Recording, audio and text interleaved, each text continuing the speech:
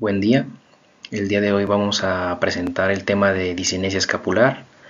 Soy el doctor Rafael Alfonso López Ramírez, estamos en el Centro de Ortopedia y Medicina del Deporte y como profesor titular tenemos al doctor José Alberto Reyes Pedrosa. Bueno, para empezar y a manera de introducción, la patología de discinesia escapular es literalmente una alteración en la cinemática de los movimientos escapulares. Esto puede alterar la dinámica escapulohumeral y así ser el inicio de distintas patologías a nivel del hombro, como puede ser pinzamiento subacromial, rupturas del manguito rotador o incluso capsulitis adhesiva.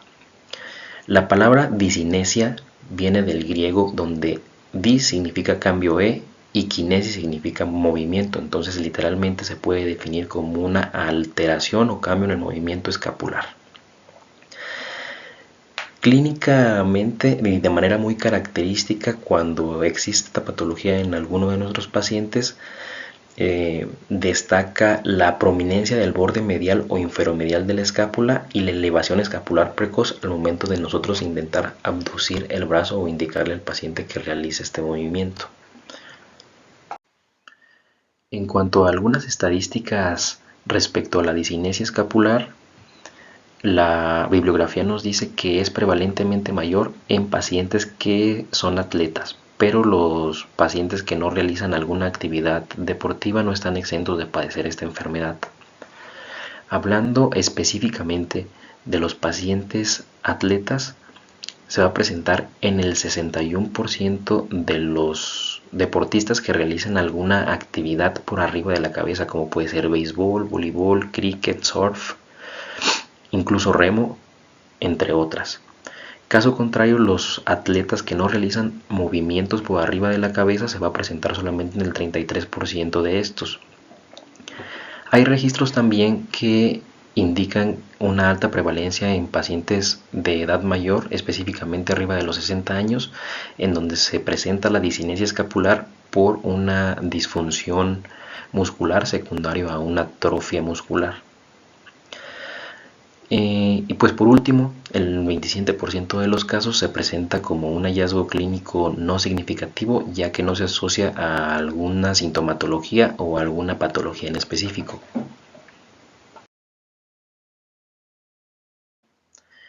A continuación, un breve recordatorio anatómico y biomecánico de las estructuras y movimientos más destacados de la escápula para así comprender mejor la fisiopatología y patología de la discinesia escapular. Ok, entonces vamos a tener que nuestra escápula tiene 5 grados de libertad.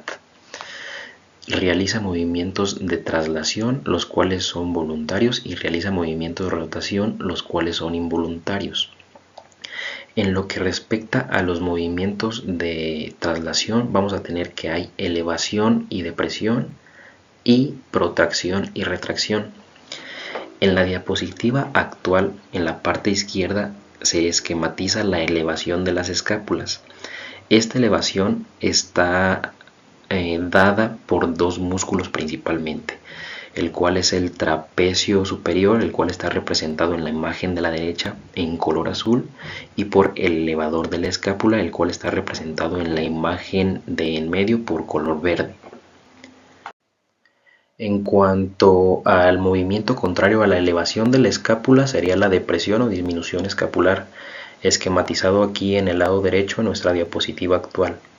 Los principales músculos involucrados en este movimiento son el pectoral menor y el trapecio inferior, ambos esquematizados con color verde.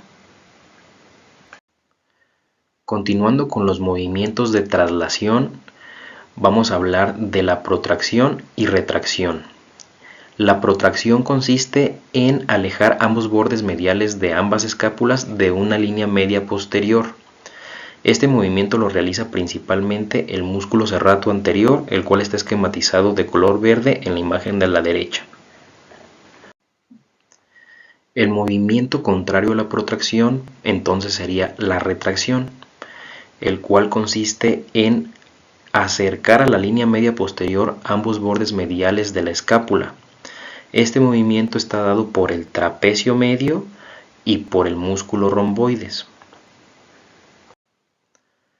Para concluir nuestro repaso anatómico y biomecánico escapular, vamos a iniciar a hablar de los movimientos de rotación escapular.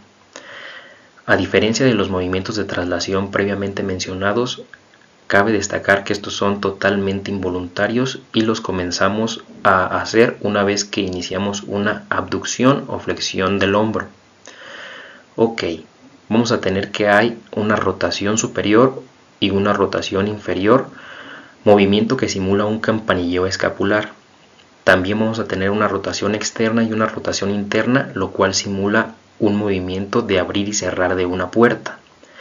Y finalmente vamos a tener una inclinación anterior y una inclinación posterior, lo cual podría simular un cabeceo de la escápula. Entonces, para tener una adecuada dinámica escápulo-humeral, se necesita realizar todos los movimientos y utilizar todos los grupos musculares anteriormente mencionados. En la imagen que se observa en la diapositiva se esquematiza de manera muy sencilla la rotación superior de la escápula cuando tenemos una abducción del hombro. Este movimiento de rotación superior, aunado a un movimiento de rotación externa y menos inclinación anterior, favorece a que se mantenga un espacio subacromial adecuado entre el troquíter y el acromion y así evitar un síndrome de pinzamiento subacromial. Si uno de estos movimientos falla, nuestro paciente estaría destinado al mismo. Bueno, y en cuanto a la etiología, es importante ahondar en esta, ya que anteriormente se creía que la discinesia escapular se daba o iniciaba a raíz de ciertas entidades patológicas del hombro.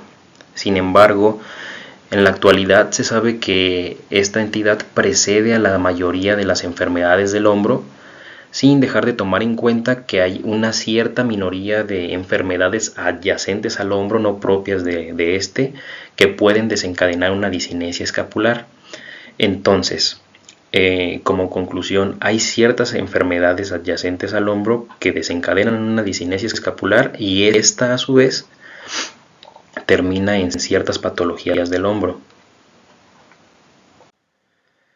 Entre los factores que predisponen o preceden la discinesia escapular como tal, se encuentran ciertas lesiones, entre las más destacadas la luxación acromioclavicular y la fractura de clavícula. Centrándonos un poquito más en la fractura de clavícula, predispone una discinesia escapular cuando no se restablece la longitud clavicular normal. Esta disminución de la longitud predispone una protracción excesiva, lo que limita la función del manguito rotador y de la capacidad del húmero para elevarse tanto en flexión como en abducción. Asimismo, algunas lesiones nerviosas secundarias a algún traumatismo o a algún procedimiento quirúrgico disminuyen o limitan la fuerza de todos los músculos de la cintura escapular, desembocando en una discinesia escapular. Los nervios más comúnmente afectados son el dorsal escapular y el escapular accesorio.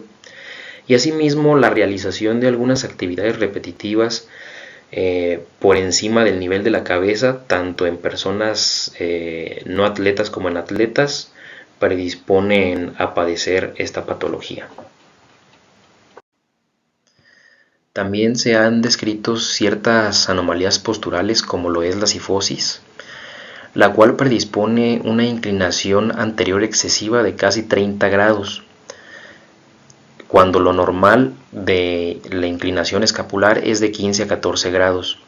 Esto predispone a que a pesar de que el paciente quien cuenta con cifosis se esfuerce por elevar el hombro en flexión, este no pueda elevarlo en el rango de movimiento normal, ya que no hay una rectificación hacia posterior de la inclinación escapular. Estos factores predisponen a que haya una disminución del espacio subacromial y desencadene al final en un pinzamiento subacromial. Muy bien, vamos a iniciar con la clínica y el diagnóstico de la discinesia escapular, mencionando una clasificación de acuerdo a ciertos rasgos clínicos de esta entidad. Se va a clasificar en 3 tipos, en donde el tipo 1 es el siguiente. Va a ser una disinesia escapular en la cual tenemos como característica clínica principal una prominencia del borde inferomedial de la escápula, como se ve en el inciso A de la imagen que se muestra en pantalla. Este tipo 1 es el tipo más frecuente de disinesia escapular, representando el 46.5% del total de pacientes estudiados. Asimismo, el tipo 2 es una disinesia escapular en donde el borde medial es el más prominente, y el tipo 3 en donde el borde superomedial es el más elevado. El tipo 1 y el tipo 2 se asocian en su mayoría con lesiones del labrum glenoideo, y el tipo 3 con pinzamiento subacromial y lesión del manguito rotador. Los datos anteriores son de acuerdo a este estudio, donde participaron 661 nadadores de élite, donde 344 fueron hombres y 317 fueron mujeres, con una edad promedio de 15 a 20 años aproximadamente. Bueno, es importante establecer las características clínicas de la disinesia escapular y además revisar las maniobras clínicas que nos llevarán al diagnóstico de la misma, ya que una vez establecido la presencia o no de la disinesia escapular, se puede hacer uso de algunos otros auxiliares diagnósticos para tratar la patología que causó la disinesia o las enfermedades que esta misma causa. Como se esquematiza en el diagrama que se muestra en pantalla, la disinesia escapular se puede manifestar como síntoma pivote o síntoma inicial con un dolor en la región anterior o posterosuperior del hombro, pero específicamente en la región de la coracoides, secundario a una tensión del pectoral menor. Esto secundario a una rotación inferior y rotación externa escapular. En ocasiones este dolor se irradia a la región lateral del cuello a lo largo del trapecio superior. Bueno, una vez establecido la sospecha diagnóstica con los tipos de presentación de dolor relacionados con la disinesia escapular, vamos a realizar la primera prueba de cribado, la cual consiste en determinar la presencia o ausencia de disinesia escapular. La prueba se llama prueba de disinesia escapular y se realiza de la siguiente manera. Bueno, el test de disinesia escapular se va a realizar de la siguiente manera. Si el paciente es masculino, se le va a solicitar que se quite su camisa en su totalidad, y si el paciente es femenino, se le va a solicitar que realice el test con una blusa sin mangas o con una bata de apertura posterior. Si el paciente pesa más de 68 kilos, va a sostener en cada brazo una mancuerna de 2,5 kilos, y si pesa menos de 68 kilos, sostendrá una mancuerna en cada brazo de 1,5 kilos cada una. A continuación, se le va a solicitar al paciente que realice 3 repeticiones de flexión bilateral seguidas y 3 repeticiones de abducción bilateral seguidas, ambas con los codos en extensión.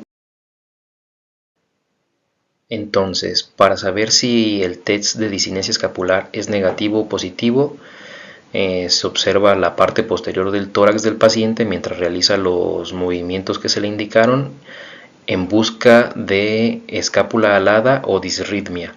Entiéndase por escápula alada que el borde medial o ángulo inferomedial de la escápula se desplace posteriormente, o que al momento de realizar los movimientos haya una protracción o elevación prematura o excesiva de la escápula, hay un movimiento irregular durante la elevación del brazo en comparación con el contralateral, o que haya una rotación rápida hacia abajo durante el descenso del brazo. Si nuestro test de disinesia escapular es negativo, no se deberá instaurar ningún tratamiento dirigido a la disinesia escapular y buscar alguna otra patología relacionada con la sintomatología inicial del paciente. Pero si nuestro test es positivo, el segundo paso de nuestro algoritmo consiste en realizar maniobras correctivas para establecer una relación entre la disinesia observada y los síntomas clínicos. Las pruebas a realizar son la prueba de asistencia escapular, prueba de retracción escapular y también la prueba de remo bajo o low row. Muy bien, entonces el test de asistencia escapular consiste en lo siguiente. Nosotros como examinadores nos vamos a colocar en la parte posterior del paciente. Con una mano vamos a situarnos en la parte o en el vértice inferior de la escápula y con otra en la parte superior de la escápula en dirección del trapecio medio. Una vez colocadas las manos en estas direcciones, vamos a pedirle al paciente que eleve el brazo en abducción. Y cuando esté haciendo estos movimientos vamos a aplicar una presión suave que nos va a ayudar a realizar una rotación ascendente de la escápula y asimismo una inclinación posterior de la misma. Se considerará un resultado positivo si el paciente refiere alivio del dolor al realizar el arco de movimiento en cuestión y si se realiza este rango de movimiento en valores normales. El test de retracción escapular consiste en lo siguiente. Nosotros como examinadores nos vamos a colocar en la parte posterolateral del paciente del lado a evaluar. Con una mano nos vamos a situar en la parte superior de la escápula y con el antebrazo de la misma en dirección del borde medial de la escápula, para así estabilizar esta estructura. Una vez realizado lo anterior, le vamos a pedir al paciente que eleve el brazo en flexión. La prueba se va a considerar positiva si el arco de movimiento aumenta, si se disminuyen los dolores que presenta el paciente inicialmente al realizar la estabilización y si mejora la fuerza del brazo al realizar este arco de movimiento. Muy bien, entonces habiendo concluido los 3 pasos de nuestro algoritmo diagnóstico para disinesia escapular, tenemos uno, en primer lugar, que la disinesia escapular está presente en nuestro paciente. Y 2, habiendo realizado u obteniendo pruebas positivas de retracción escapular y de asistencia escapular, significa que la sintomatología inicial de nuestro paciente está involucrada en la disinesia escapular y que se deben realizar evaluaciones más detalladas para descubrir los factores causales relacionados con esta. La prueba de deslizamiento lateral de la escápula es una prueba adicional para el diagnóstico de la disinesia escapular. Se realiza en 3 posturas, con los brazos en posición neutra, con los brazos en abducción de 45 grados y con los brazos en abducción de 90 grados. En cada una de las posiciones se mide desde el vértice inferomedial hacia la línea media posterior de cada lado. Si hay una diferencia entre dichos valores de más de 1.5 centímetros entre los valores del lado sano y el lado afectado, indicará disinesia escapular. Una medida más adicional para orientarnos en el diagnóstico de la disinesia escapular es el cálculo del ángulo de equilibrio escapular. En este artículo se incluyeron 300 individuos de una edad en promedio de 44.8 años, con un rango de edad de entre 18 y 83 años en una población sana, con la finalidad de establecer los criterios de normalidad de este ángulo y determinar así los criterios de anormalidad que nos indicarían una disinesia escapular. Muy bien, entonces el ángulo de balance o de equilibrio escapular se va a medir con el siguiente método. Primero vamos a trazar una línea recta que va a dividir el tórax posterior en 2 partes. Va a ir de C7 hasta T8 aproximadamente. En la imagen de la izquierda está representada por el número 1. Posteriormente vamos a trazar una línea que va a intersectar la que les acabo de describir, pero que va a ir desde el borde inferior de la escápula hacia esta línea. Esto se va a realizar en el lado sintomático y en el lado sano se va a realizar el mismo procedimiento. Entonces se van a formar 2 ángulos como se muestra en la imagen de la derecha, representados por un ángulo alfa y un ángulo beta. Se va a realizar una diferencia entre los 2 ángulos y si tenemos un valor de 3 o menor a se considera un valor normal y si tenemos un ángulo de 7 o mayor a 7 se va a considerar un ángulo anormal que nos indicaría disinesia escapular. En cuanto al tratamiento para la disinesia escapular, se basa principalmente y funciona como piedra angular la rehabilitación. Y el objetivo de la rehabilitación va a ser el siguiente: disminuir la sintomatología, estabilizar la escápula, fortalecer los grupos musculares de la cintura escapular y prevenir algunas otras lesiones. Entonces el tratamiento con base a la rehabilitación física va a constar de tres fases. La fase aguda, que va a ir de la semana 0 a la semana 3. La fase de recuperación, que va a ir de la semana 3 a la 8. Y la fase de mantenimiento, que va a ir de la semana 7 a la 10. La primera fase va a constar de tres aspectos que se van a centrar en el alivio del dolor, ejercicios para recobrar los arcos de movimiento y educación en control escapular, el cual va dirigido principalmente al músculo trapecio superior. Posteriormente, en la fase de recuperación, va a estar centrada en la realización de ejercicios para fortalecer la musculatura periescapular y va a marcar el inicio del entrenamiento dinámico y fortalecimiento de los músculos del tronco. Y en la etapa de mantenimiento, de igual manera que en la fase de recuperación, se va a realizar entrenamiento dinámico y fortalecimiento muscular, pero en una etapa avanzada. Iniciando con la lesión del nervio torácico largo, vamos a tener que este inerva el serrato anterior y realiza una actividad de protracción escapular a través de este músculo. Cuando hay una lesión de este nervio, el diagnóstico se realiza principalmente con estudios electromiográficos, pero podemos realizar ciertas pruebas clínicas que nos orientarán muy bien para sospechar qué nervio es el que tenemos afectados. Por ejemplo, el test de elevación escapular consiste en indicar una elevación con flexión de los dos brazos. El paciente que tiene una lesión del nervio torácico largo va a tener una flexión máxima de 90 grados en comparación del brazo contralateral, donde tendrá un arco de movimiento completo. Asimismo, también tenemos el test de apoyo sobre la pared, en donde al momento de hacer una especie de lagartija apoyado sobre un muro, el paciente va a tener un desplazamiento hacia medial del polo inferior de la escápula. El tratamiento no solo para la lesión del nervio torácico largo, sino para las otras lesiones de los nervios adyacentes al hombro y a la escápula, va a depender del periodo en el que captemos al paciente. Si es en un periodo agudo, tradúzcase un periodo agudo como menor de un año, el paciente va a ser candidato a una reinervación, como lo describe este artículo, en donde se transfirió una transferencia de los nervios intercostales al nervio torácico largo con muy buenos resultados posquirúrgicos.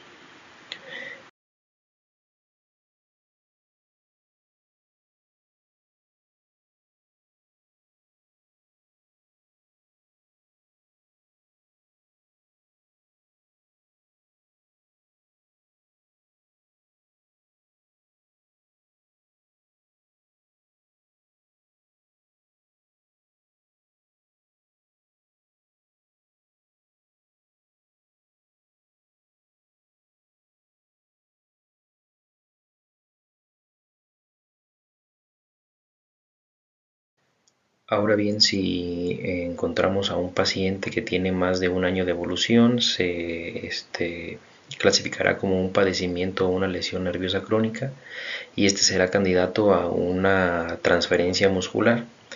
En este caso se realizó una transferencia muscular del pectoral mayor o una de las porciones del pectoral mayor a la porción inferior de la escápula para que esta porción del pectoral mayor realizara la actividad de protracción que el serrato ya no puede realizar debido a la lesión que ya se mencionó.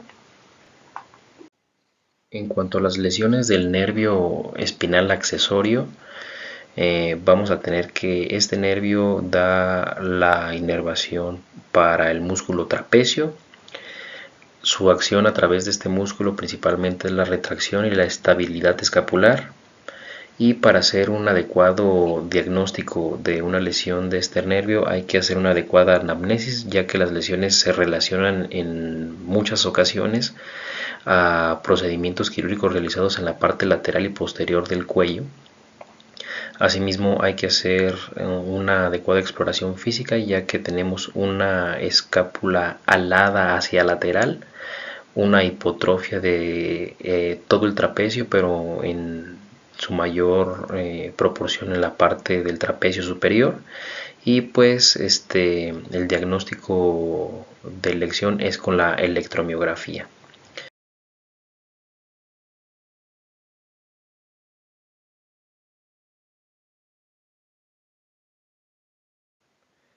En cuanto al tratamiento, recordemos que como toda lesión nerviosa dependerá de si se diagnostica en un periodo agudo o en un periodo crónico. Si se diagnostica en el periodo agudo va a ser candidato a una reinervación, puede ser a base de una reconstrucción con injerto de nervio sural, o también se ha descrito transferencias nerviosas con una rama del nervio pectoral al nervio espinal accesorio. En caso de realizar el diagnóstico de nuestra lesión en un periodo ya crónico, las transferencias musculares son el tratamiento más adecuado hasta el momento, y dos de las más importantes son las siguientes. Se ha descrito una transferencia del trapecio contralateral o el trapecio sano hacia la parte inferior de la escápula, y el procedimiento de Eden-Lange modificado, en el que se realiza una transferencia de los dos romboides y el elevador de la escápula. El elevador de la escápula se transfiere a la parte media de la espina escapular, y las dos porciones del músculo romboides mayor y menor se transfieren a las fosas infraespinosa y supraespinosa respectivamente, como se muestra en el diagrama.